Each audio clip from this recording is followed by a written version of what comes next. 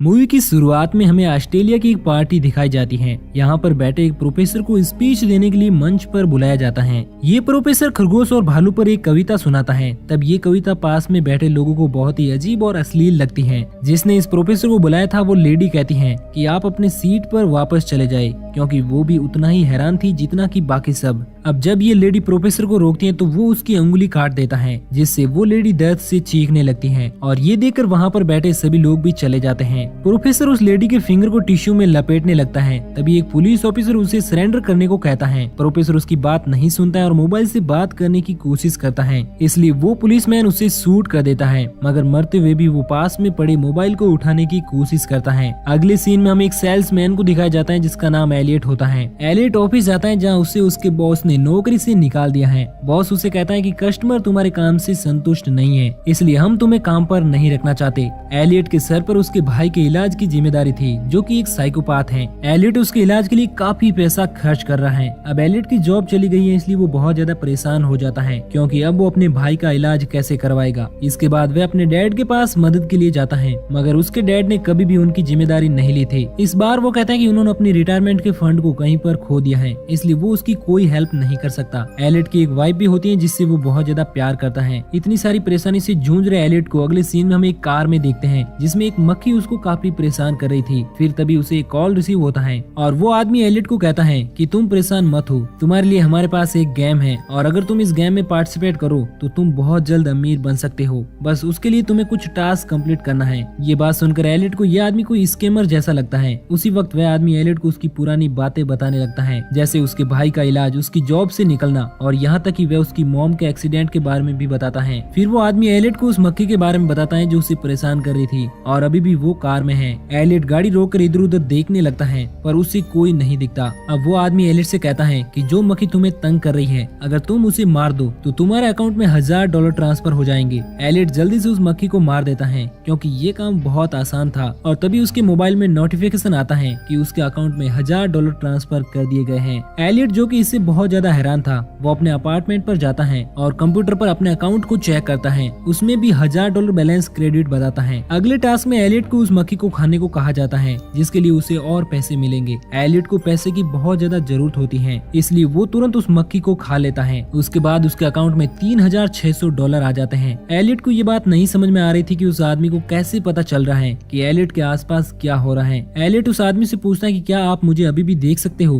तो वो आदमी कहता है कि हाँ, वह उसे देख सकता है। उसके बाद वो आदमी गेम के रूल समझाने लगता है। वो कहता है कि इस गेम में टोटल 13 टास्क है, जिसमें से तुमने 2 कंप्लीट कर लिया है। जैसे जैसे तुम टास्क में आगे बढ़ोगे उसका डिफिकल्टी लेवल बढ़ता जाएगा, जिसके लिए तुम्हें मुनासिब पैसे मिलेंगे, और अगर तुमने कोई टास्क नहीं किया तो तुम्हारे सारे पैसे वापस ले लिए जाएंगे। उसके बाद वो कहता है कि तुम इस गेम के बारे में किसी को भी नहीं बता सकते, क्योंकि ये गेम का एक रूल है। उसके बाद एलियट उस गेम को खेलने के लिए राजी हो जाता है। अगले दिन में हम एलियट को कॉल का इंतजार करते हुए देखते हैं। तभी उसे एक कॉल रिसीव होता है। वो एलियट से कहता है कि तुम्हारा अगला टास्क ये है कि तुम्हें किसी बच्चे को रुलाना है, जिसके लिए तुम्हें $5000 मिलेंगे। एलियट को ये टास्क काफी आसान लगता है और वह आसपास के बच्चे को ढूंढने लगता है। तभी उसे एक छोटी बच्ची दिखती है। एलियट उस बच्ची के पास जाता है और कहता है कि तुम्हारे पेरेंट्स तुम्हें बहुत जल्दी छोड़ने वाले हैं, वह तुम्हें अनाथ आश्रम में छोड़ देंगे। ये सुनकर वो बच्ची रोने लगती है। उसके बाद एलियट के अकाउंट में $5000 आ जाते हैं और एलियट वहाँ से भागने लगता है, क्योंकि उस बच्ची ने अपने पेरेंट्स को ये बात बता दी थी। अगले सीन में हम एलियट को चर्च में देखते हैं, जो कि अपने फादर को लेना आया है। तभी उसे उस आदमी का कॉल रिसीव होता है। वो आदमी उसे कहता है कि तुम्हें चर्च में लगे नेटिविटी सीन को जलाना है, जो कि अंधे बच्चों ने बनाया था। एलियट उस नेटिविटी सीन को उठाकर वहाँ से बाहर ले आता है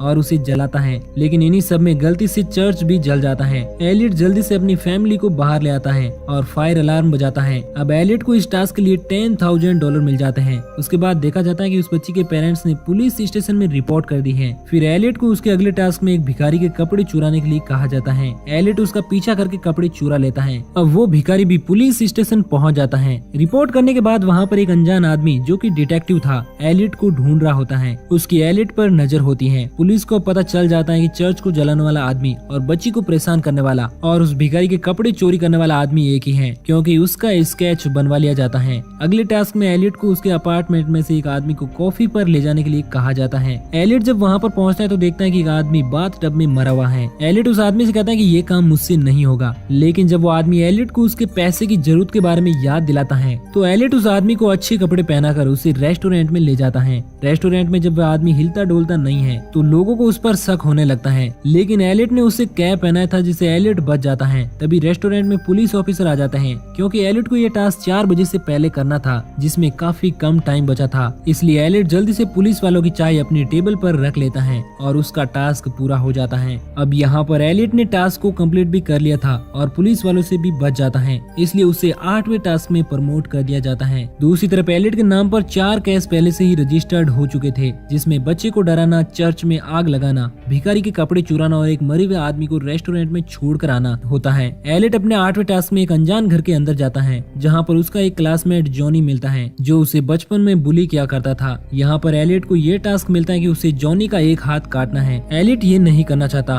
पर वो आदमी उसे कहता है कि जॉनी अपनी मर्जी से ये सब कर रहा है। तभी एलियट को समझ में आ जाता है कि जॉनी भी इस खेल का एक हिस्सा है। एलियट यहाँ पर जॉनी का हाथ नहीं काट पाता, लेकिन जॉनी एलियट पर चिल्लाने लगता है और उसे बचपन की बातें याद दिलाता है कि कैसे उसने और उसके भाई ने एलियट को परेशान किया था। ये सुनकर एलियट काफी गुस्सा हो जाता है और तुरंत ही जॉनी का एक हाथ काट देता है। उसके बाद एलियट को $1,00,000 मिल जाते हैं। अब एलियट जॉनी को हॉस्पिटल ले जाता है जहाँ पर जॉनी का छोटा भाई भी होता है। क्योंकि एलियट को अभी भी गुस्सा होता है तो वह जॉनी के छोटे भाई को बहुत जोर से मारता है, जिससे वो भी जमीन पर गिर जाता है और ये होते ही एलियट के अकाउंट में $2.5 लाख आ जाते हैं और एलियट को यह पता चलता है कि ये उसका 9वां टास्क था। ये सब करने के बाद एलियट काफी ज्यादा फ्री और कॉन्फिडेंट फील करता है। उसके बाद एलियट पार्टी में जाता है जो उसकी वाइफ के मॉम डैड ने रखी थी। एलियट को यहाँ पर 10वां टास्क मिलता है कि उसे एक कम्युनिस्ट गाना गाते हुए पार्टी की 75% से ज्यादा सेरेमिक आइटम को तोड़ देना है, जैसे कि कप, प्लेट और डेकोरेशन की चीजें। एलियट पार्टी में बैठकर ये सोच ही रहा होता है कि ये टास्क कैसे कंप्लीट करे। तभी वहाँ पर पुलिस एलियट के भाई माइकल को गिरफ्तार करने के लिए आ जाती है, क्योंकि माइकल पर आरोप होता है कि उसने एक लड़की के सामने अपने सारे कपड़े उतारकर उसे शर्मिंदा किया है। एलियट माइकल को पार्टी से भगा देता है और पुलिस का ध्यान अपनी तरफ खींचने के लिए कम्युनिस्ट सॉन्ग गाते हुए पार्टी की सारी चीजें तोड़ने लगता है। अब इसी बहाने एलियट का काम भी हो जाता है और वो अपनी वाइफ की नजर में गलत भी नहीं बनता, क्योंकि वो ये सब अपने भाई को पुलिस से बचाने के लिए कर रहा है। उसके बाद उसे तुरंत ही $5,00,000 का मैसेज आता है और उसे अपना 11वां टास्क मिलता है कि वो अपने आप को पुलिस को सरेंडर कर दे। एलियट को ये समझ में नहीं आता कि उन्होंने ऐसा क्यों कहा, लेकिन टास्क को करना उसकी मजबूरी होती है, इसलिए वो सरेंडर करने पुलिस स्टेशन पहुंच जाता है। वहाँ उसे काफी पूछताछ की जाती है। पुलिसमैन उससे पूछता है कि तुम पार्टी में कम्युनिस्ट सॉन्ग क्यों गा रहे थे, क्या तुम सरकार से नाराज हो? और वो एलियट को कई सारी तस्वीरें दिखाता है और पूछता है कि क्या तुमने ये सब किया है। एलियट काफी ज्यादा कंफ्यूज हो जाता है और कहता है कि इनमें से कई सारी चीजें तो मैंने देखी भी नहीं, और वो एक वकील की मांग करता है। कुछ देर बाद एलियट खिड़की तोड़कर पुलिस स्टेशन से भाग जाता है। बाहर जाने के बाद रात को सुनसान सड़क पर उसे एक बूढ़ी औरत मिलती है। एलियट को शक होता है कि हो न हो ये बूढ़ी औरत उस गेम से जरूर जुड़ी है। एलियट उस ओल्ड लेडी से पूछता है कि क्या तुम भी इस गेम का एक हिस्सा हो,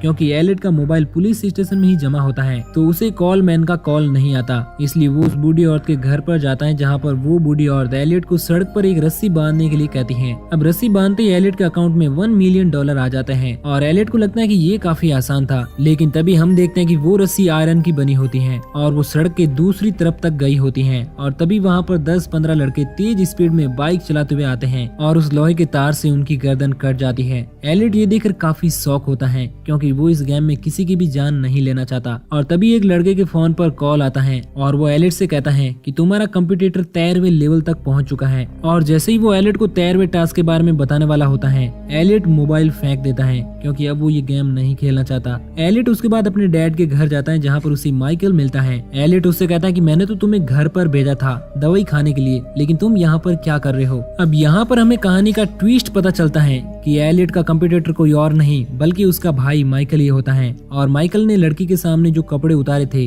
वह इस गेम का एक हिस्सा था और इसलिए पार्टी में पुलिस आई हुई थी। खैर यहाँ पर माइकल एलियट को बताता है कि उसे 13वें टास्क में उसे अपनी फैमिली मेंबर में से किसी एक को मारना है, और माइकल यहाँ पर अपने डैड को मारना चाहता था, क्योंकि उसके डैड ने बचपन में उसे बहुत ज्यादा मारा था। माइकल ने इस गेम को खेलना इसलिए चुना क्योंकि माइकल के दवाई का खर्चा हर महीने लगभग $1200 था और वो अपने भाई की मदद करना चाहता था। देखा जाए तो यहाँ पर दोनों ही अपनी जगह पर सही होते हैं, क्योंकि वो दोनों फाइनेंशियल प्रॉब्लम से जूझ रहे होते हैं। दोनों एक दूसरे से बहस कर ही रहे होते हैं कि उनके डैड कहते हैं कि जब मैं तुम्हारी जगह पर था तो मैंने 13वें टास्क को करने में इतना नहीं सोचा। इसका मतलब यह है कि उसके डैड भी इस गेम को खेल चुके हैं और उन्होंने 13 टास्क पूरे कर लिए थे। ये सुनकर दोनों भाई हैरान हो जाते हैं और उन्हें ये पता चलता है कि उनके डैड ने टास्क को कंप्लीट करने के लिए उनकी मॉम को मार दिया था। इसका मतलब उसकी मॉम का एक्सीडेंट नहीं बल्कि प्लान किया हुआ एक मर्डर था। तभी डैड उन्हें कहते हैं कि वो गेम जीत कर भी अपना सब कुछ हार गया था, इसलिए अब वो उन लोगों को गेम नहीं जीतने देगा, इसलिए वो अपना गला काट लेते हैं। अब एलियट और माइकल एक दूसरे को देखते हैं और शक करते हैं कि गेम जीतने के लिए कहीं वो एक दूसरे पर अटैक ना कर दे, और ऐसा होता भी है। माइकल दवाई खाने के बहाने एलियट पर अटैक करने लगता है, लेकिन उससे पहले ही एलियट माइकल पर गोली चला देता है। फिर हम देखते हैं कि एलियट के मोबाइल पर $5.7 मिलियन का विनिंग मैसेज आता है और एलियट वहाँ से चला जाता है। उसके बाद हम ये देखते हैं कि वहीं डिटेक्टिव एलियट के घर पर आता है, जो कि एलियट को पिछले कई दिनों से ढूंढ रहा होता है। डिटेक्टिव घर में सारे सबूत को मिटाने लगता है, क्योंकि गेम के विनर को सारे केस से बरी करना होता है ताकि बाकी की जिंदगी वो विनर पैसे के साथ आराम से जी सके।